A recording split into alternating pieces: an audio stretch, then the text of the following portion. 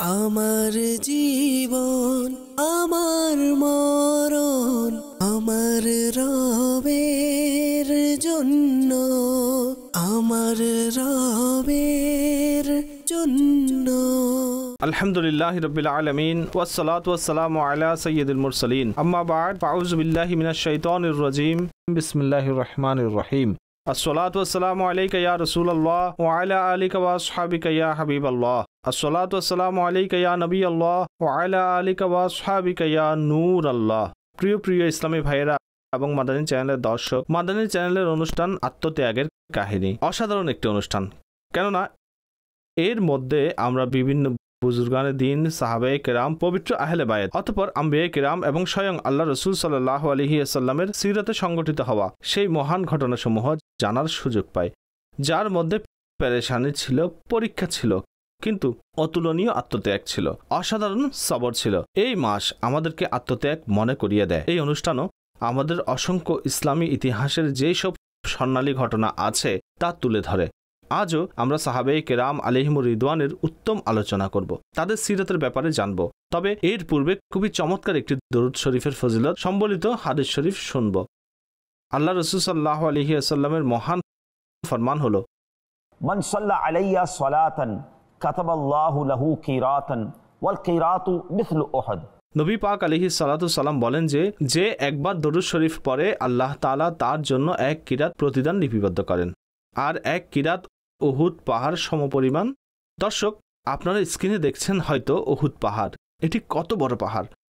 বলা হয় প্রায় 9 মাইল। এর যে ডাইমেনশন আছে, দৈর্ঘ্য এবং প্রস্থ, তা প্রায় 9 মাইলের কাছাকাছি। এত বড় এই পাহাড়টি, আর একবার দরুদ শরীফ পাঠকারীকে কিরাত অর্থাৎ উহুদ পাহাড় সমপরিমাণ প্রতিদান প্রদান করা হয়। আর সুবহানাল্লাহ, এমনিতেও এটি জান্নাতি পাহাড়। চলুন আপনাদেরকে উহুদের সম্পর্কেও কিছু বলি। এটি মদিনাতুল মুনাওয়ারার এমন একটি পাহাড় যাকে জান্নাতি পাহাড় বলা হয়। আল্লাহ রাসূল সাল্লাল্লাহু আলাইহি ওয়াসাল্লামের বরকতময় ফরমান হচ্ছে, যার সারমর্ম হলো, উহুদ আমাকে মহব্বত করে এবং আমি উহুদকে মহব্বত করি। হে আমার প্রিয় ইসলামী ভাইয়েরা, একটু চিন্তা করুন। পাহাড় হচ্ছে প্রাণহীন, পাথর হচ্ছে প্রাণহীন।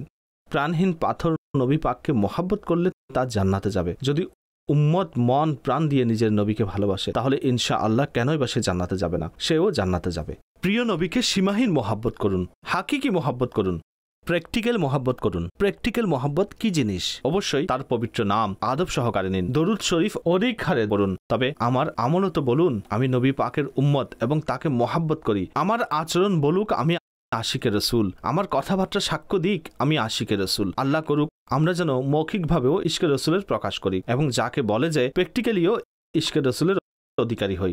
কবি লিখেন যে, ফনা ইতনা তো হো যাউं मैं तेरी जाते आली में जो मुझको देख ले उसको तेरा दीदार हो जाए। অর্থাৎ আমি নবী পাকের সুন্নতের এমন আমলকারী হয়ে যাব, আমাকে দেখেই যেন বোঝা যায় আমি কার উম্মত। যাই হোক, দরুদ শরীফের কথাই না সুন্দর ফজিলত। আসুন একসাথে মহব্বতের সাথে উচ্চ আওয়াজের সাথে দরুদ শরীফ পড়ে নিই। সাল্লু আলাল হাবিব সাল্লাল্লাহু তাআলা আলা মুহাম্মদ সাল্লাল্লাহু আলাইহি ওয়াসাল্লাম। দর্শক, আমরা আত্মত্যাগের কাহিনীতে সাহাবায়ে কেরাম আলাইহিমুর রিদওয়ানের আত্মত্যাগের ব্যাপারে শুনছিলাম। খুবই সুন্দর এবং অনন্য ব্যক্তিত্ব ছিলেন সাহাবায়ে কেরামের মধ্যে হযরত জুলাইবিব রাদিয়াল্লাহু তাআলা আনহু। তার মর্যাদা বড়ই অনন্য। তার নুরানি চেহারায় কিছু দাগ ছিল, রং মোবারকও যাকে আমরা আমাদের ভাষায় শ্যামলা বর্ণ বলে থাকি তেমন ছিল। আর নর্মালি যখন কারো চেহারায় দুনিয়াবি সৌন্দর্য না থাকে, তার সাথে সাধারণত কেউ আত্মীয়তা করে না, অথচ আসল সৌন্দর্য মনের সৌন্দর্য। তো হযরত জুলাইবিবেরও যা কিতাবে লেখা আছে, তার বিবাহ কোথাও হচ্ছিল না। নবী পাক আলাইহিস সালাতু সালাম তাকে খুবই মহব্বত করতেন এবং তিনিও নবী পাককে সীমাহীন মহব্বত করতেন। প্রিয় নবী সাল্লাল্লাহু আলাইহি ওয়াসাল্লামের দরবারে আরজ করলেন সম্বন্ধের ব্যাপারে, বিবাহের ব্যাপারে।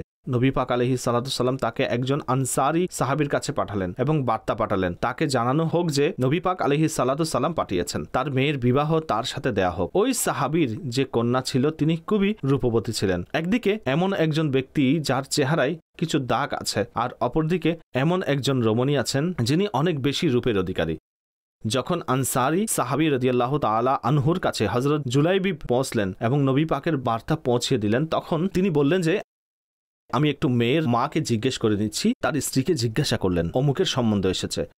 তখন ওই নারী স্বীয় কন্যার মহাব্বতে কিছু অযাচিত শব্দ বললেন যে এমনটি কখনোই হতে পারে না, আল্লাহর শপথ এমনটি হতে পারে না। নবী পাক আলাইহিস সালাতু সালাম কি এই সম্বন্ধেই পেয়েছিলেন? আমাদের তো অমুক অমুক বড় বড় খানদান থেকে সম্বন্ধ এসেছে, আমাদের মেয়েকে সেখানে বিবাহ দিইনি। এই কথাগুলো উপযুক্ত ছিল না। উপসর্গ হোক সেই মেয়ের কথাই, যিনি ঘরের ভেতরের পর্দার আড়ালে এসব কথা শুনছিলেন। আল্লাহু আকবার। তখন ওই মেয়েটি বললেন যে এটি না দেখুন কার সম্বন্ধ এসেছে, এটি দেখুন কে প্রস্তাব পাঠিয়েছে। আপনি কি নবী পাক আলাইহিস সালাতু সালামের আদেশ অমান্য করছেন? যদি নবী পাক রাজি থাকেন তাহলে আমি ওই বিবাহে রাজি আছি, এই বিবাহ অনুষ্ঠিত হোক। সুবহানাল্লাহ। মূলত মেয়েটি তাদের মা বাবার এই পেরেশানি এবং দুশ্চিন্তাকে দূর করে দেন। অতঃপর তারা কিছুক্ষণ পরে এই বিচলিত পরিস্থিতি থেকে বেরিয়ে আসেন, বললেন যে মেয়েটি ঠিক বলেছেন, এবং তারা বললেন যে মেয়ে সত্য বলেছে। এবং নবী পাক আলাইহিস সালাতু সালামের দরবারে গিয়ে ওই মেয়ের বাবা বললেন, হুজুর যদি আপনি রাজি থাকেন তাহলে আমরাও রাজি। তিনি সাল্লাল্লাহু আলাইহি ওয়াসাল্লাম বললেন, নিঃসন্দেহে আমি এই বিবাহে রাজি। তখন ওই আনসারী সাহাবী তার মেয়ের বিবাহ হযরত জুলাইবি রাদিয়াল্লাহু তাআলা আনহুর সাথে দিয়ে দিলেন। সুবহানাল্লাহ। তারা কেমন লোক ছিলেন দর্শক! নবী পাকের আদেশে নিজের সবকিছু কোরবান করেছেন। এছাড়া ওই মেয়েটির ইশকে রসুলের অবস্থা কতটা অতুলনীয়। বর্তমানে আমাদের সমাজে আমরা অসংখ্য ক্যাটাগরি তৈরি করে রেখেছি। দর্শক, বিবাহের বিষয়টি হাদিসে এসেছে, যার সারমর্ম হলো 4টি বিষয় দেখে করা হয়ে থাকে, হয়তো সৌন্দর্যের ভিত্তিতে, অথবা দিনদারিতার ভিত্তিতে, অথবা বংশ খানদানের ভিত্তিতে, অথবা ধন সম্পদের ভিত্তিতে। দেয়ার আর 4 রিজন। প্রিয় নবী আলাইহিস সালাতু সালাম বলেন, তোমাদের নাক ধুলাই মলিন হোক, দিনদারিতাকে প্রাধান্য দাও। অর্থাৎ এই 4টি বিষয়ের মধ্যে সবচেয়ে টপ দিনদারি হওয়া উচিত। কিন্তু বর্তমানে সম্বন্ধ করার সময় কে এটা দেখে? এখানে যে মেয়ের সাথে বিবাহ হচ্ছে, যে ছেলের সাথে বিবাহ হচ্ছে, আমি উভয় পরিবারের কথা বলছি, আমরা কি এটা দেখি যে আমরা যার সাথে সম্বন্ধ করতে যাচ্ছি, আমাদের মেয়ে অথবা আমাদের ছেলের, সে আসলে দিনদার কিনা? হ্যাঁ, এটা তো দেখা হয় মেয়ের ক্ষেত্রে, মেয়ে রূপবতী কিনা, বংশ কেমন, জনাব উপহার কতটুকু এনেছে। কিন্তু কেউ কি ভাবে সে নামাজি কিনা, পর্দাশীল কিনা, দিনদার কিনা, তার আকীদা কেমন, আল্লাহ এবং রসুলের ব্যাপারে, সাহাবা এবং আহলে বায়তের ব্যাপারে, আউলিয়া কিরামের ব্যাপারে তার ধারণা কেমন? কেননা সে ভবিষ্যতে গিয়ে আপনার সন্তানের মা হবে। আপনি কি জানেন, প্রাথমিক শিক্ষা সন্তান তার মায়ের কাছ থেকে পেয়ে থাকে। দর্শক, আমি একটি অদ্ভুত কথা বলতে যাচ্ছি, কিতাবে লেখা আছে, আমি ওইসব যুবকদের উদ্দেশ্যে বলছি যাদের এখনো বিবাহ হয়নি। কিতাবে এটি লেখা আছে যে বুজুর্গরা লিখেছেন, ওই যুবক যার বিবাহ হয়নি, বিবাহের পূর্বেই তার অনাগত সন্তানের তার উপর কিছু হক রয়েছে। খুবই অদ্ভুত কথা না? এখনো বিবাহ হয়নি, অনাগত সন্তান কোত্থেকে এলো? জি, আমি সকল যুবকের উদ্দেশ্যে এই কথা বলছি। বলেছেন হক হলো এই, অনাগত সন্তানের জন্য উত্তম মা তালাশ করতে হবে। মা নেককার হলে তখন বাচ্চা নেককার হবে, মা নামাজি হলে বাচ্চার উপর তার প্রভাব পড়বে, মা যদি লজ্জাশীল হয় তাহলে ইনশাআল্লাহ বাচ্চাও লজ্জাশীল হবে, মায়ের আকীদা সঠিক হলে তখন বাচ্চার আকীদাও সঠিক হবে, কেননা বাচ্চার প্রথম প্রতিপালন তো মায়ের কোলেই হয়ে থাকে। কিন্তু হো কেয়ার্স, কে পরোয়া করছে? আজকাল তো ক্যাটাগরি অন্যরকম। একদম অনুরূপভাবে যখন ছেলে তালাশ করে তখন মেয়ে পক্ষ কি প্রশ্ন করেন, দেখতে কেমন, কত উপার্জন করে, বংশ কেমন, কোনো খারাপ অভ্যাস নেই তো? আচ্ছা, খারাপ অভ্যাসের লিস্টও আমরা আমাদের মর্জি মতোই তৈরি করেছি। আমাদের নিকট খারাপ অভ্যাস হলো জুয়ারি না হওয়া, মদ্যপায়ী না হওয়া, নেশা না করা। যেহেতু এই সমস্ত কাজগুলোকে আমাদের সোসাইটিতে খারাপ মনে করা হয়, এখন তো দুর্ভাগ্যবশত মদকে খারাপ মনে করা হয় না। কিন্তু এছাড়া নিঃসন্দেহে মদ পান করা হারাম, নেশা করা হারাম, জুয়া খেলা হারাম, নামাজ পরিত্যাগ কি হারাম নয়? কত উপার্জন করে এটা তো খেয়াল রাখছেন? কোথা থেকে উপার্জন করে এটা কি জিজ্ঞেস করেছেন? একটু চিন্তা করুন, যদি আপনার হবু জামাতা, আমি বাবাদের উদ্দেশ্যে বলছি, সে যদি সুদের কাজ করে, তাহলে সুদের ব্যবসায়ী তো ওই ব্যক্তি যে আল্লাহর সাথে যুদ্ধ করছে। আর আল্লাহর সাথে যুদ্ধকারীকে আপনি আপনার মেয়ে দিচ্ছেন। আপনি চিন্তা করুন, সে কি সফলকাম হবে নাকি ধ্বংস হবে? হারাম উপার্জন করে আনলে আপনার মেয়েকে কি খাওয়াবে? আগত প্রজন্মকেও সে হারাম খাওয়াবে। চিন্তা তো করুন, আপনি কি সিদ্ধান্ত নিচ্ছেন? আচ্ছা, শুধুমাত্র উপার্জন নয়, এরপর তার আকীদা, তার ঈমান, আল্লাহ এবং রসুলের ব্যাপারে তার চিন্তাধারা, আউলিয়া, সাহাবা এবং আহলে বায়তের ব্যাপারে আকীদা কি, এগুলো কে চেক করবে? আমাদের কাছে এমন উদাহরণ রয়েছে, লোকেরা তাদের মেয়েকে উত্তম প্রশিক্ষণ দিয়েছেন, প্রতিপালন করছেন, পর্দা শিখিয়েছেন। সাহাবা, আহলে বায়েত, আউলিয়া কেরাম, নবী পাকের মহাব্বত তাকে শিখিয়েছেন। কিন্তু যখন শ্বশুরবাড়ি গেল, বলা হলো পর্দার প্রয়োজন নেই, তুমি পর্দা বাদ দাও। এবং সেখানে মাআজ আল্লাহ এইসব আউলিয়া কিরাম, বুজুর্গানে দিন, আউলিয়ায়ে কিরাম, আহলে বায়েতে আতহারের ব্যাপারে অদ্ভুত অদ্ভুত কথা চলতে লাগলো এবং খুব সমস্যা হয়ে গেল। পরবর্তীতে আফসোস করে লাভ কি? প্রথমে চেক করা উচিত ছিল না? হযরত জুলাইবিব রাদিয়াল্লাহু তাআলা আনহুর সম্বন্ধ যেখানে গেলে ওই মেয়েটি কি বলেছিলেন? কত টাকা আছে, বংশ কেমন, দেখতে কেমন, বাহ্যিকভাবে এইসব বিষয়গুলো ছিল না, তবে দিনদারি ছিল। কেননা নবী পাক তার প্রতি সন্তুষ্ট ছিলেন। প্লিজ, দিনকে আমাদের টপ প্রায়োরিটিতে রাখতে হবে। হাই, এই কথাগুলো যেন আমরা বুঝতে পারি, ভবিষ্যৎ জীবন সুখময় হয়ে যাবে। আসুন সামনে যাই। হযরত জুলাইবিবের জীবন কিভাবে কেটেছিল, কেমন আত্মত্যাগ করেছেন তিনি, নবী পাক আলাইহিস সালাতু সালামের প্রতি কেমন মহব্বত ছিল। ঘটনা এমন হলো, একবার নবী পাক আলাইহিস সালাতু সালামের উপর শত্রুদের আক্রমণের ফলে মদিনা মনোয়ারাতে মদিনাবাসীর মাঝে ভীতির সঞ্চার হয়েছিল। হযরত জুলাইবিব আরোহী হয়ে বাহিরে বের হন এবং কিছুক্ষণ পর লোকেরা দেখলো যে হযরত জুলাইবিব শহীদ হয়ে গেছেন। তার আশেপাশে অসংখ্য মুশরিকদের লাশ পড়েছিল, যাদেরকে হযরত জুলাইবিব হত্যা করেছিল। দর্শক, তিনি সেই সৌভাগ্যবান সাহাবী যার ব্যাপারে নবী পাক আলাইহিস সালাতু সালাম বলেন, সে আমার থেকে এবং আমি তার থেকে। সুবহানাল্লাহ। হযরত আবু বারজা রাদিয়াল্লাহু তাআলা আনহু থেকে বর্ণিত, নবী করিম আলাইহিস সালাতু সালাম যুদ্ধের মাঝে ছিলেন। এক যুদ্ধে প্রিয় নবী আলাইহিস সালাতু সালাম উপস্থিত ছিলেন। আল্লাহ তাআলা তাকে বিজয়ের সাথে গনিমতের সম্পদ দান করেন। তিনি তার সাহাবীদেরকে বলেন, তোমাদের মাঝে কেউ অনুপস্থিত নেই তো? লোকেরা আরজ করলো, অমুক অমুক লোক অনুপস্থিত। তখন নবী পাক বললেন, আর কেউ অনুপস্থিত নেই তো? লোকেরা বলল, অমুক অমুক লোককে দেখা যাচ্ছে না। নবী পাক আলাইহিস সালাতু সালাম পুনরায় জিজ্ঞেস করলেন, এমন আর কেউ নেই তো যাকে পাওয়া যাচ্ছে না? লোকেরা আরজ করলো, কেউ নেই। আল্লাহ রাসূল সাল্লাল্লাহু আলাইহি ওয়াসাল্লাম বললেন, আমি জুলাইবিবকে দেখছি না। যেখানে লাশ রাখা ছিল তখন সেখানে খোঁজা হলো, সেখানে 7টি লাশের পাশে হযরত জুলাইবিব রাদিয়াল্লাহু তাআলা আনহুর পবিত্র দেহ দেখা গেল। 7 জন অমুসলিম ছিল এবং একটি তার মোবারক দেহ ছিল। এর মানে হচ্ছে ওই 7 জনকে মেরে তিনি শহীদ হয়েছেন। নবী পাক আলাইহিস সালাতু সালাম সেখানে দাঁড়িয়েই বললেন, সে 7 জন লোককে মেরেছে। এরপর সে নিজেই শহীদ হয়েছে। বললেন, সে আমার থেকে এবং আমি তার থেকে, সে আমার থেকে এবং আমি তার থেকে। নবী পাক আলাইহিস সালাতু সালাম তাকে উভয় হাতের উপর রাখলেন। আপনি তার ভাগ্য তো দেখুন, যে খাটিয়ার উপর তার মোবারক শির ছিল, নবী পাক সেটাকে নিজ হাতে লিফট করেছেন, উঠিয়েছেন। অন্য কেউ শরীক ছিল না। কবর খনন করানো হলো এবং প্রিয় নবী নিজ হাতে হযরত জুলাইবিবকে সেখানে দাফন করলেন। হায় হায়, তার কিসমতের উপর আমার প্রাণ কুরবান। একজন উম্মতের জন্য এর চেয়ে সৌভাগ্যের বিষয় আর কি আছে? দর্শক, এই হচ্ছেন সাহাবায়ে কেরাম আলাইহিম রিদওয়ানের নিজের সবকিছু আল্লাহ রাসূল সাল্লাল্লাহু আলাইহি ওয়াসাল্লামের উপর উৎসর্গ করেছেন। আরো একজন সাহাবীর ঘটনায় যাচ্ছি, খুবই অসাধারণ কাহিনী। মদিনাতুল মুনাওয়ারার বাসিন্দারা আনসারী আউস গোত্রের সাথে তার বংশীয় সম্পর্ক ছিল। তার পিতা আবু আমের নিজ গোত্রের সর্দার ছিল এবং জাহেলি যুগে তার ইবাদতের আধিক্য দেখে মানুষ তাকে আবু আমের রাহিব বলতো। যখন প্রিয় নবী আলাইহিস সালাতু সালাম হিজরত করে মদিনা মুনাওয়ারায় তশরিফ আনেন এবং সমস্ত মদিনাবাসী এবং তার আশেপাশের লোক প্রিয় নবী আলাইহিস সালাতু সালামের কদমে কোরবান হতে লাগলো, তখন মদিনাতুল মুনাওয়ারায় 2 ব্যক্তির উপর হিংস্র ভূত সওয়ার হয়ে গেল। এক আব্দুল্লাহ ইবনে উবাই, দ্বিতীয় আমের রাহিব। আব্দুল্লাহ ইবনে উবাই নিজের শত্রুতাকে গোপন রাখলো এবং মুনাফিক হয়ে মদিনাতেই ছিল। কিন্তু আবু আমের রাহিব হিংসার আগুনে জ্বলে পড়ে মদিনা থেকে মক্কায় চলে গেল। মক্কার কাফিরদের উত্তেজিত করে মদিনাতুল মুনাওয়ারায় হামলার জন্য প্রস্তুত করলো এবং এরপর 3য় হিজরিতে উহুদের যুদ্ধ সংঘটিত হলো। আবু আমের কাফিরদের নেতা দলে অন্তর্ভুক্ত ছিল এবং কাফির সৈন্যদের পক্ষ হয়ে যুদ্ধ করছিল। কিন্তু সুবহানাল্লাহ, আল্লাহ পাক যার হৃদয়ে হিদায়াত প্রদান করেন, এই আবু আমেরের ছেলে, আর তার নাম ছিল হযরত হানজালা রাদিয়াল্লাহু তাআলা আনহু। তিনি ইসলামী পতাকার নিচে বড়ই বাহাদুরি এবং উৎসাহ উদ্দীপনার সাথে কাফেরদের সাথে যুদ্ধ করছিলেন। আবু আমের নিজের তলোয়ার হাঁকিয়ে কাফেরদের দল থেকে অগ্রসর হচ্ছিল। তখন হযরত হানজালা তার ইমানি উদ্দীপনা দেখুন, নবী পাক আলাইহিস সালাতু সালামের দরবারে এসে আরজ করলো, ইয়া রাসূলুল্লাহ সাল্লাল্লাহু আলাইহি ওয়াসাল্লাম, আমাকে অনুমতি দিন, আমি আমার তলোয়ার দিয়ে আমার পিতা আবু আমেরের মাথা কেটে নিয়ে আসি। রাহমাতুল্লিল আলামিন সাল্লাল্লাহু আলাইহি ওয়াসাল্লামের দয়াদ্রতা, তার রহমত এটি সায় দিল না। ছেলের তলোয়ার বাবার মাথা কাটবে? তিনি অনুমতি দিলেন না।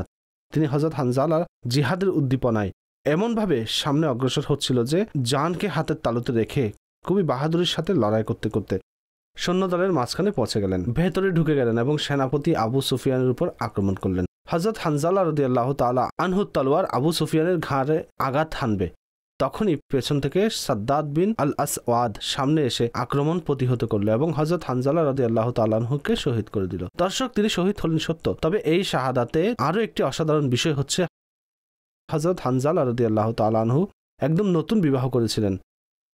আপনি কি জানেন তার বিবাহের কয়টি দিন অতিবাহিত হয়েছিল? তিনি 1 রাতের বর ছিলেন, অর্থাৎ একদিন পূর্বেই তার বিবাহ হয়েছে।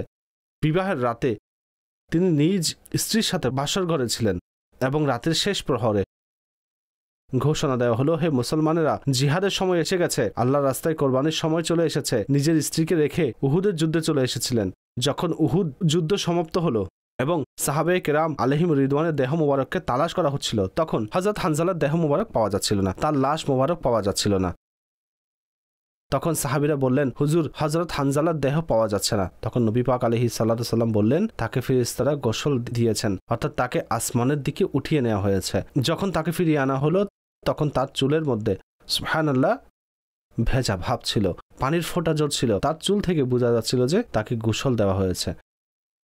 সুবহানাল্লাহ। সাহাবায়ে কিরামকে নবী পাক বললেন, সে যখন যুদ্ধে এসেছিল তার গোসলের প্রয়োজন ছিল, কিন্তু আল্লাহর রাস্তায় ডাকা হলে সে গোসল করতে পারেনি, বরং সে যুদ্ধে চলে এসেছে, এই ময়দানে চলে এসেছে এবং লড়তে লড়তে শহীদ হয়ে গেছে। তাই ফেরেশতারা তাকে গোসল দিয়েছে। আর এই জন্যই হযরত হানজালা রাদিয়াল্লাহু তাআলা আনহুকে গাসিলুল মালাইকা অর্থাৎ ফেরেশতাদের মাধ্যমে গোসলকৃত বলা হয়। দর্শক, এটি বলা সহজ। বিবাহের একদিন হয়েছে আর বান্দা তার সবকিছু পরিত্যাগ করে আল্লাহর রাস্তায় বেরিয়ে গেছে এবং নিজের সবকিছু কোরবান করে দিয়েছেন।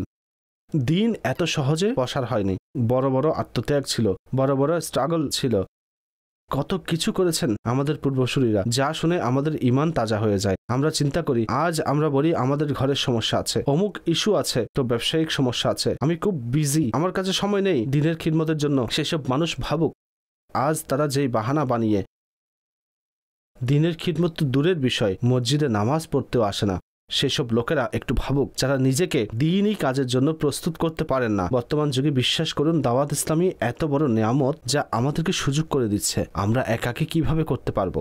একটু চিন্তা করুন। এই সমস্ত ঘটনা পরে যদি আমাদের মানসিকতা তৈরি হয়, ভাই আমিও কিছু আম্বিয়ে কেরাম, সাহাবে কেরাম, আহলে বায়েতে আতহার, আউলিয়া কেরামের আত্মত্যাগকে অনুসরণ করে, তাদের পদাঙ্ক অনুসরণ করে আমিও কিছু দিনের খিদমত করব, আমার অংশের বাতিও আমি জ্বালাবো।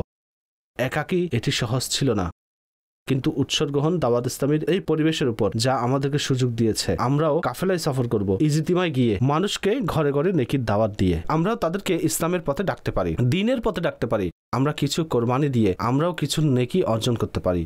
আমরা যেন এই কথাগুলো বুঝতে পারি এবং দাওয়াত ইসলামের ভাইদের সহায়তাকারী হয়ে যায়। দুনিয়ার অনেক দেশে ইসলামের পতাকাকে দাওয়াত ইসলামী এমনভাবে উড়িয়েছে যে অমুসলিমরা মুসলমান হচ্ছে, বরং অমুসলিমদের উপাসনালয় মসজিদে রূপান্তরিত হচ্ছে। আর যেখানে মানুষ নাস্তিক হয়ে যাচ্ছে, যে কোনো মানুষ আল্লাহর পানা নিজের ধর্মকে পরিত্যাগ করে অন্য ধর্মকে গ্রহণ করছে। বাহিরের দেশে এমন এমন ঘটনা আছে দর্শক, যা আমরা আপনাকে চ্যানেলে বলতে পারবো না, কিন্তু আলহামদুলিল্লাহ সেসব জায়গায় গিয়ে সেসব লোকদের ইমানকে মজবুত করা, তাদের কনফিউশনকে দূর করা, অতঃপর তাদেরকে ইসলামের দিকে ফিরিয়ে আনা, যারা যাচ্ছে তাদেরকে বিরত রাখা, এটি দ্বীন ইসলামের কত বড় খিদমত। আলহামদুলিল্লাহ আপনার আমার দাওয়াত ইসলামী করছে। বি এ পার্ট অফ দাওয়াত ইসলামী।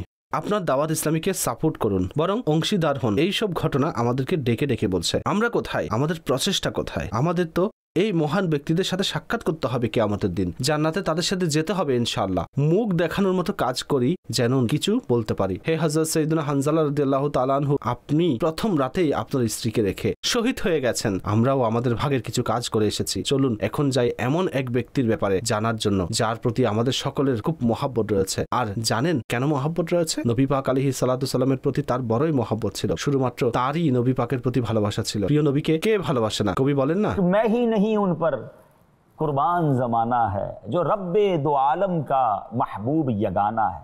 আমরা যাচ্ছি হযরত বিলাল হাবশী রাদিয়াল্লাহু তাআলা আনহুর দরবারে।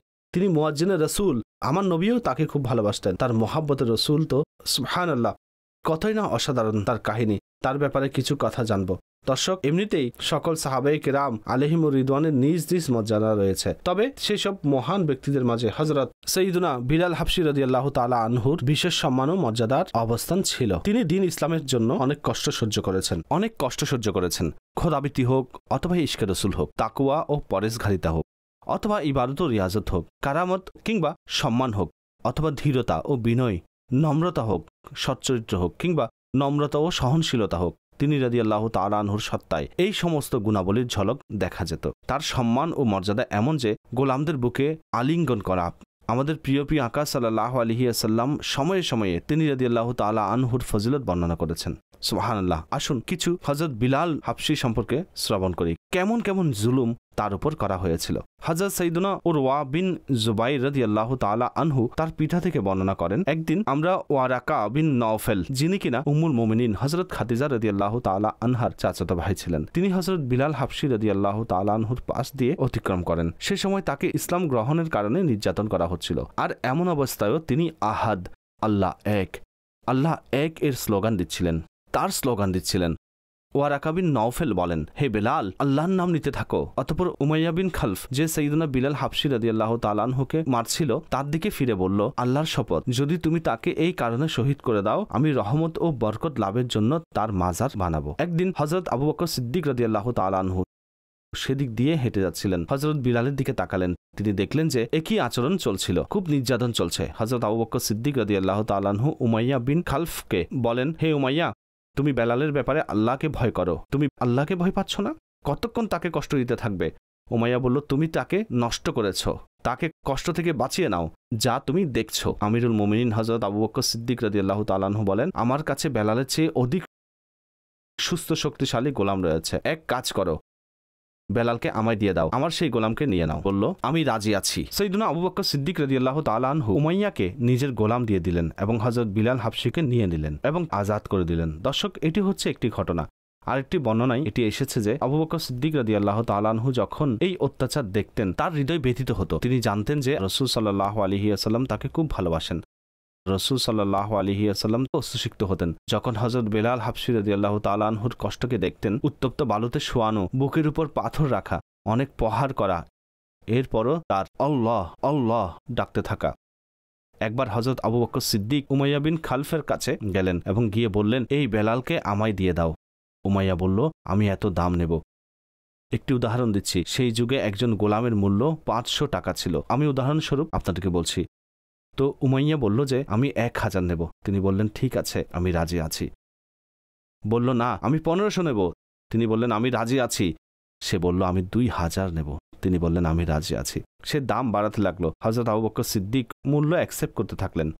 শেষমেশ একটি বড় অ্যামাউন্টে গিয়ে সেই যুগের প্রচলনের চেয়েও অনেক বেশি উচ্চ মূল্যে হযরত বিলাল হাবশীকে হযরত আবু বকর সিদ্দিক রাদিয়াল্লাহু তাআলা আনহু ক্রয় করলেন। যখন ক্রয় করলেন, ডিল হয়ে গেল, তখন উমাইয়া বলল, হে আবু বকর রাদিয়াল্লাহু তাআলা আনহু, তুমি খুব ভালো ব্যবসায়ী হিসেবে প্রসিদ্ধ, তোমার দরদাম খুব মজবুত হয়, তুমি খুব ভেবেচিন্তে জিনিস ক্রয় করো। তোমার একই হয়ে গেছে, তুমি একজন হাবশী গোলামকে এত দামে ক্রয় করছো? আমি তো তোমাকে বড় বিজনেসম্যান মনে করতাম, তোমাকে বড় ব্যবসায়ী মনে করতাম।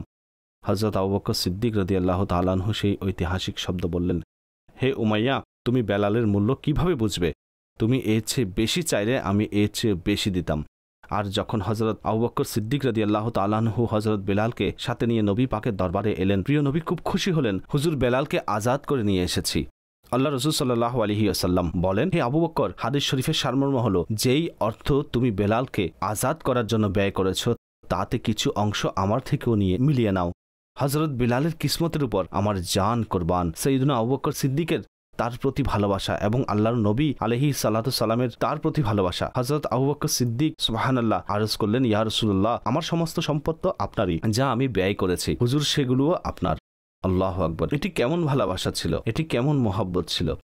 হে আমার প্রিয় ইসলামী ভাইয়েরা, হযরত বেলাল হাবশীর উপর আল্লাহর রাস্তায় কত পরীক্ষা এসেছে, কিন্তু তবুও বাতিলের সামনে মাথা নোয়াননি। মূলত এ সকল আল্লাহওয়ালাদের মূল মন্ত্র ছিল, মাথা কাটলে কেটে যাক, জান চলে গেলে চলে যাক, দিন ইসলামকে ছেড়ে যেন বাতিলের সামনে মাথা নত না হয়। হায়, এসব পবিত্র সত্তাগণের ইমানের উপর যে বিশ্বাস ছিল, ইমানের যে গুরুত্ব তাদের হৃদয়ে ছিল, আল্লাহর প্রতি যে মহব্বত ছিল, তার কিছুটা আমাদের নসিব হোক। প্রিয় ইসলামী ভাইয়েরা, আজ এমন এমন ঘটনা শোনা যায়, কোনো নারীর প্রেমে মানুষ নিজের ইমান বিক্রি করে দেয়, কোনো দেশের ভিসা নেয়ার জন্য মানুষ নিজের ইমান থেকে মুখ ফিরিয়ে নেয়। আল্লাহু আকবার! কিভাবে মুখ দেখাবো?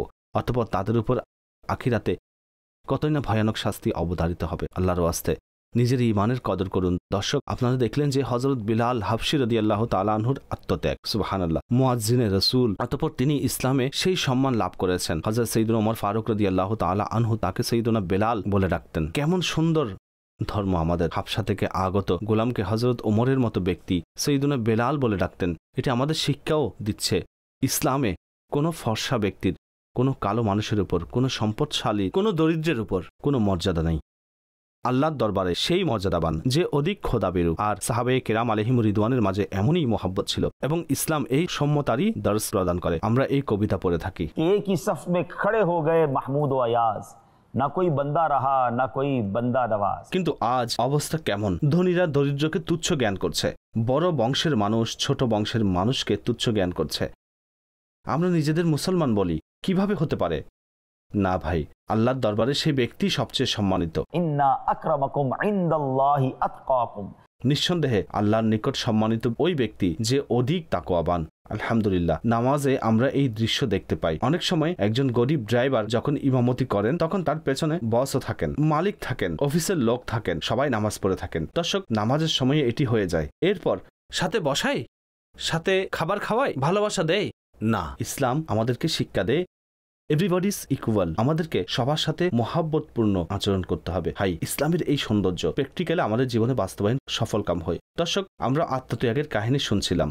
এখন আমি এই প্রোগ্রামের শেষে আকীদায়ে খাতমে নবুয়তের জন্য কোরবান হওয়া এক সাহাবী হযরত হাবিব বিন যায়েদ রাদিয়াল্লাহু তাআলা আনহুর ঘটনা আপনাদেরকে শোনাবো। সাহাবায়ে কেরাম আলাইহিম রিদওয়ান খতমে নবুয়তের জন্য কিভাবে নিজেদের জীবন কোরবান করেছেন এবং কিভাবে সুবহানাল্লাহ মুসাইলামা কাজ্জাব হোক অথবা যত মিথ্যা নবী দাবিদার ছিলেন তাদেরকে কত অসাধারণভাবে মোকাবেলা করেছেন, নিজেদের জানের পরোয়া করেননি। হযরত হাবিব বিন যায়েদ রাদিয়াল্লাহু তাআলা আনহু, তার পিতা যায়েদ বিন আসেম রাদিয়াল্লাহু তাআলা আনহু সেই 70 জন বরকতময় লোকদের অন্তর্ভুক্ত ছিলেন যারা দ্বিতীয় বায়াতে ওকবার সৌভাগ্যের অধিকারী ছিলেন। সুবহানাল্লাহ। তিনি মদিনা হিজরতের পর রাসূল সাল্লাল্লাহু আলাইহি ওয়াসাল্লামের নৈকট্যে এভাবে জীবন কাটান যে কোনো যুদ্ধে অংশগ্রহণ এবং কোনো ফরজ আদায়ের ক্ষেত্রে কখনই তিনি পিছপা হননি। একটি সময় এলো তিনি দক্ষিণ আরব উপদ্বীপে দুজন মিথ্যাবাদী লোককে দেখলেন যারা নবুয়তের দাবি করত এবং মানুষকে গোমরাহির দিকে নিয়ে যাচ্ছিল। এদের একজন সানাই আত্মপ্রকাশ করেছিল যার নাম আসআদ বিন কাব আনসা ছিল এবং দ্বিতীয়জন ইয়ামামাতে আত্মপ্রকাশ করেছিল যার নাম মুসাইলামা কাজ্জাব ছিল। এই দুই মিথ্যাবাদী নিজ নিজ গোত্রের মানুষকে এই সকল মুমিনদের বিরুদ্ধে খেপিয়ে তুলতে শুরু করলো যারা আল্লাহর রাসূল সাল্লাল্লাহু তাআলা আলাইহি ওয়াসাল্লামের আহ্বানে লাব্বাইক বলেছিল। তারা মানুষকে এই বলে প্রদভষ্ট করতে আরম্ভ করলো তারা এইসব এলাকাতে মাআযাল্লাহ আল্লাহর রাসূল আলাইহি সাল্লাতু সাল্লামের প্রতিনিধি এবং এই চেয়েও এক ধাপ এগিয়ে গেল এবং নিজেই নবুয়তের দাবিদার হয়ে গেল এবং মানুষকে প্রদভষ্ট করতে লাগলো। হঠাৎ একদিন মুসাইলামার পক্ষ থেকে পাঠানো এক প্রতিনিধি নবী পাক আলাইহিস সালাতু সালামের কাছে মুসাইলামার চিঠি নিয়ে এসেছিল এবং সে চিঠিতে এইভাবে সম্বোধন করলো, মুসাইলামা রাসূলুল্লাহর পক্ষ হতে মুহাম্মদ রাসূলুল্লাহ সাল্লাল্লাহু আলাইহি ওয়াসাল্লামের প্রতি তোমার উপর শান্তি বর্ষিত হোক। আম্মা বাদ, শুনে নাও, আমি এই ব্যাপারে তোমার অংশীদার। অর্ধেক ভূমি আমার হবে এবং অর্ধেক কোরাইশের। তবে কোরাইশ এমন একটি জাতি যারা জুলুম করে। এরকম আক্রমণাত্মক এবং অভদ্রমূলক বেয়াদবিমূলক চিঠি লেখল। রাসূলুল্লাহ সাল্লাল্লাহু আলাইহি ওয়াসাল্লাম এর উত্তর কিভাবে দিলেন?